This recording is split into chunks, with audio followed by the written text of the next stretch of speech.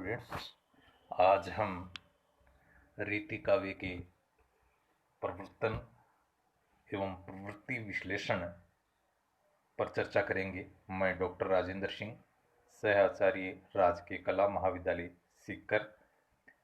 देखें, संस्कृत साहित्य में रीति साहित्य की एक समृद्ध परंपरा मिलती है, परंतु हिंदी साहित्य में रीति शब्द का प्रयोग जिस अर्थ में हुआ, उसकी परंपरा कब आरंभ हुई, यह विवादास्पद रहा है। रीतिकाल में जितने भी कवि हुए, उनमें अधिकांशतः एक सांस में कवि और दूसरी सांस में आचार्य बनने की चेष्टा किया करते थे। इस काल के नाम से ही यह आभाषित होता है कि इस काल की कविता किसी विशेष लक्षणों को ध्यान में रखकर की गई।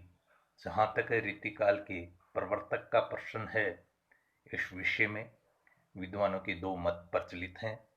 प्रथम वर्ग रीतिकाल का प्रवर्तक आचार्य केशव को मानता है, द्वितीय वर्ग आचार्य चिंतामणि को।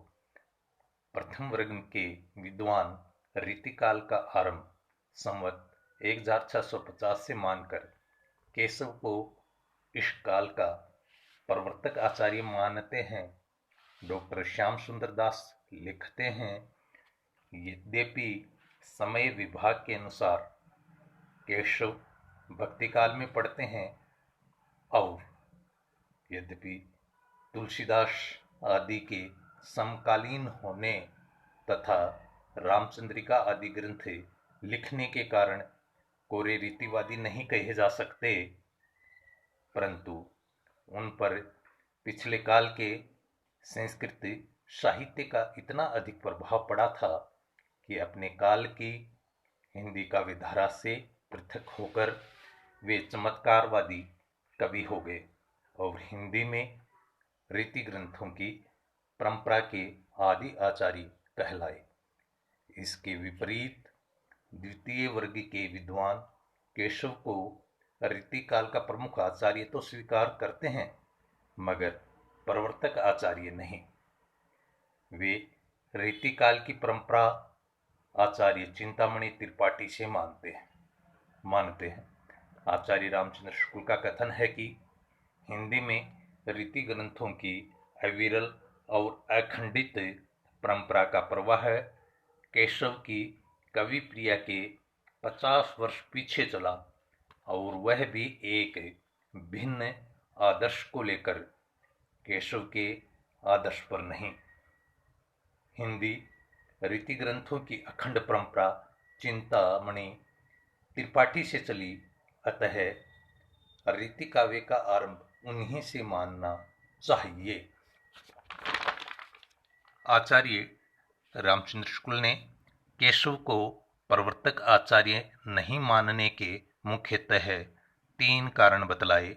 नंबर 1, रीति की अखंड परंपरा का केशव के 50 वर्ष बाद चलना।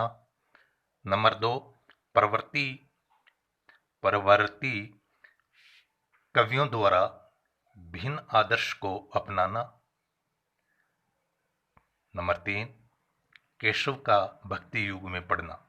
किंतु यहाँ यह भी मानना पड़ेगा कि केशव ने सर्वांग निरूपण किया।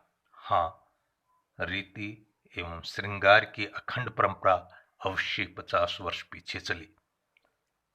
आचार्य चिंतामणि त्रिपाठी की रचनाओं में रीति काव्य का स्वर सर्वप्रधान रहा, किंतु केशव के समय सूर एवं तुलसी का प्रभाव प्रमुख रहा। केशव ने रामचंद्रिका एवं विज्ञान गीता नामक भक्तिप्रक रचनाएं लिखी भी। चिंतामणि को रीति ग्रंथ लिखने में जनरुचि की शक्ति भी मिली, किंतु केशव को वो शक्ति नहीं मिली। केशव अलंकारवादी आचार्य थे, किंतु उनके बाद के आचार्यों ने भिन्न आदर्श या मार्ग को अपनाया। निष्कर्षतः केशव एक महान और रीतिकाल के प्रमुख आचार्य कहे जा सकते हैं, तथा चिंतामणि को इस काल का प्रवर्तक कवि कहा जा सकता है। अब रीति काव्य की प्रवृत्तियां या विशेषताएं।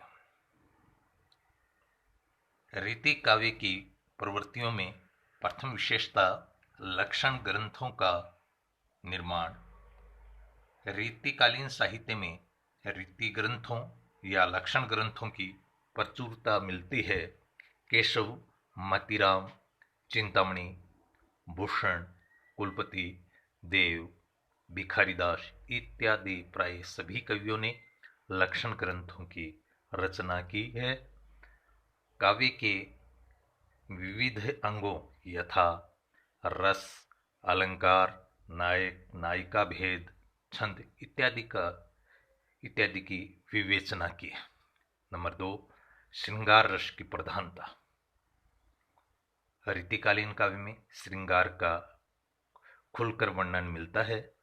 इस काल के अधिकांश कवि दरबारी होने के कारण अपने आश्रयदाताओं की कामुक मनोवृत्तियों को उनकी चाहत के अनुरूप उभारना था।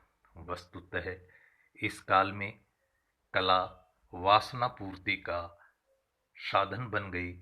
इस कला का आलंबन मुख्यतः नारी थी।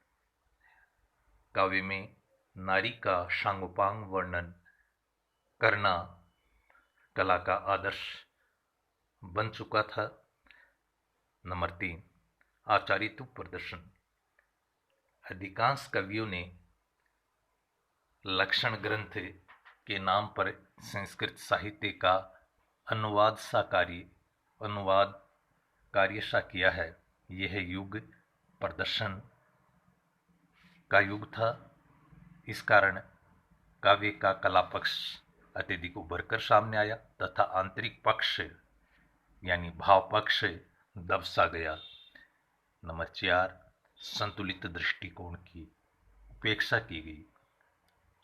इस संबंध में डॉक्टर भगीरथ मिश्र का कथन है कि ऐसा लगता है कि रीति कविता के रचयिता यौवन और बसंत के कवि हैं। जीवन का फलता हुआ सुघड़ रूप ही उन्हें प्रिय है। पतझड़, संघर्ष और विनाश संभवतः स्वतः जीवन में इतने घोर रूप में विद्यमान था कि कवि काव्य में भी उसको उतारकर नैराश्य और निवृत्ति की भावना को जगाना नहीं चाहता था। इस काल के कवि सर्वथा भौतिक दृष्टिकोण के रहे हैं। आध्यात्मिकता उनके नजदीक नहीं रही। अगली विशेषता दाताओं की प्रशंसा। रीतिकालीन काव्य का सृजन सामंतों, शासकों के आश्रय में हुआ। ऐसे में स्वाभाविक भी है कि काव्य में यशोगान मिले। केशव की जहांगीर जस चंद्रिका एवं पद्माकर की हिम्मत बहादुर वृद्धावली ऐसी ही रचनाएं हैं।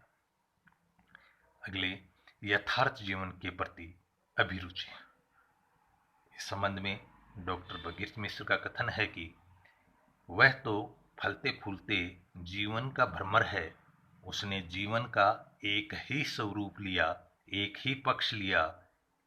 यह इस धारा के कवि की संकीर्णता है, दुर्बलता है, एकांगिता है। परंतु जिस पक्ष को उसने लिया है उसके चित्रण में उसने कोई कोर कसर उठा नहीं रखी। उसके समस्त वैभव और विलास के चित्रण में उसने कलम तोड़ दी है। नारी के प्रति संकुचित दृष्टिकोण। सामंती वातावरण में रहने के कारण कवि का नारी के प्रति संकुचित दृष्टिकोण रहा है। उसे केवल मनोरंजन की सामग्री माना। उसकी दृष्टि केवल बाह्य पक्ष पर रही।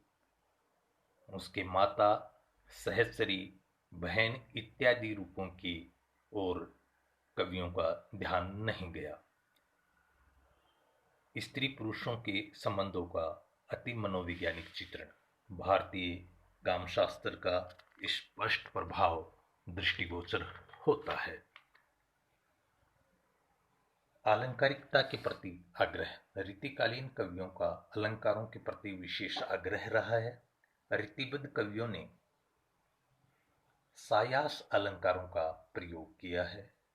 प्रकृति निरूपण। प्रकृति वर्णन में ऋतु वर्णन के अतिरिक्त उनका ध्यान उद्दीपन रूप में अधिक रहा है। अगला, कला पक्ष की प्रधानता।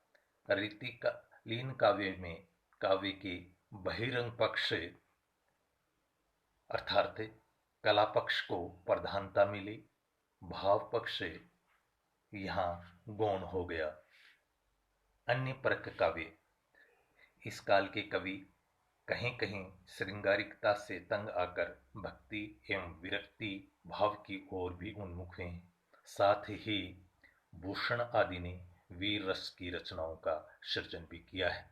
उपयुक्त विशेषताओं का अवलोकन करते हुए हम कह सकते हैं कि यह काल साहित्यिक तथा सामाजिक रूप से पूरी तरह विलासिता का काल रहा है। Thank you.